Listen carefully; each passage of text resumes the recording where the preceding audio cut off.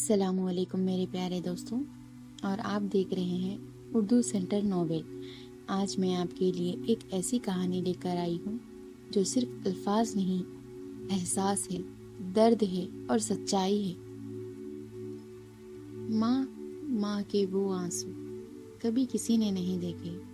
میں اپنی ماں کی کہانی سنا رہی ہوں جو اس نے کبھی نہیں کہی، نہ لفظوں میں، نہ اشاروں میں، بس خاموشی میں۔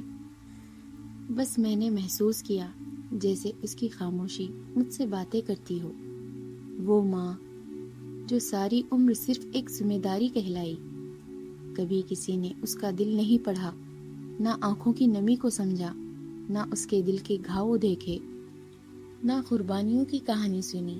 یہ کہانی ان ماؤں کے لیے ہے جو بغیر کسی صلے کے جیتی ہے، خاموش رہتی ہے، مگر سب کے لیے دعائیں مانگتی ہے۔ ہم گھر میں 4 افراد تھے، امی، ابو، بھائی اور میں۔ ہم جوائنٹ فیملی میں رہتے تھے، مگر دل کبھی جوائنٹ نہ ہو سکے۔ ابو صبح کے نکلتے تھے، شام ڈھلے آتے تھے۔ امی تنہا پورا دن خاموش جنگ لڑتی، نہ شکوہ نہ شکایت، بس خدمت، بس صبر، بس دعا۔ ابو بے خبر تھے۔ امی اندر ہی اندر بکھرتی گئیں۔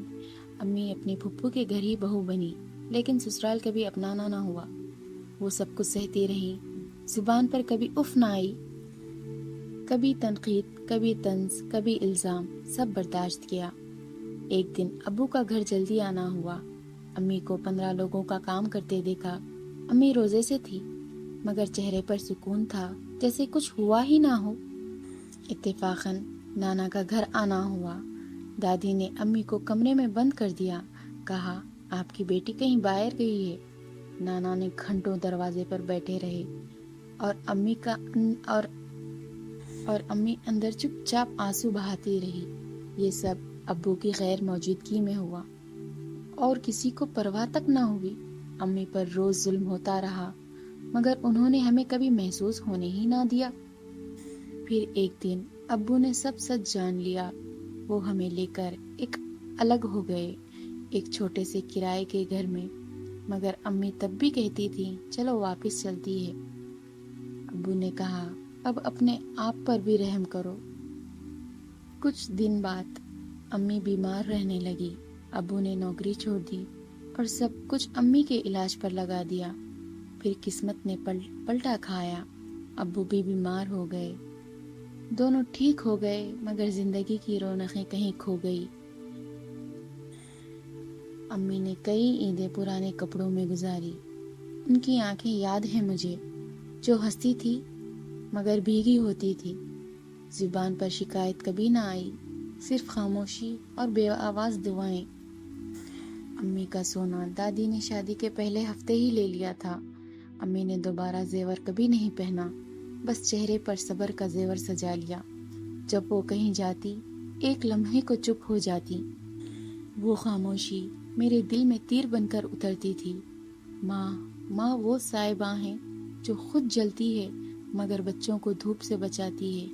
کبھی ماں کے پاؤں دیکھنا ہر قدم قربانی کی تحریر ہوتا ہے۔ ماں کے چہرے کی جھریاں وقت کی نہیں، تقدیر کی لکھی قربانیاں ہیں۔ دنیا چھوڑ جائے، ماں کی دعا باقی رہتی ہے۔ ماں نے اپنے خواب جلائے تاکہ ہمارے خواب روشن ہوں۔ چولہے کی آواز میں اس کی سسکیاں چھپ جاتی تھی۔ ہم سمجھتے تھے وہ خوش ہے، مگر وہ اندر سے رو رہی ہوتی تھی۔ ہم تو ایک زخم پر چلا اٹھتے ہیں، ماں دل پر وار سہ کر بھی مسکراتی ہے۔ ماں کا درد سمندر سے بھی گہرا مگر خاموش۔ ماں کی دعائیں بغیر زبان کے مانگی جاتی ہیں اور آسمان تک پہنچ جاتی ہے۔ ماں کا صبر نہ تولا جا سکتا ہے نہ سمجھا۔ ماں کی دعا وقت کو بھی بدل دیتی ہے۔ ماں وہ داستان ہے جسے ہر اولاد کو پڑھنا چاہیے، ورنہ وقت گزرتا ہے اور ماں کی آنکھیں ہمیشہ کے لیے بند ہو جاتی ہیں۔ ماں کی خاموش دعا ساری دنیا کی آوازوں سے زیادہ طاقتور رکھتی ہے۔ شکریہ دوستوں۔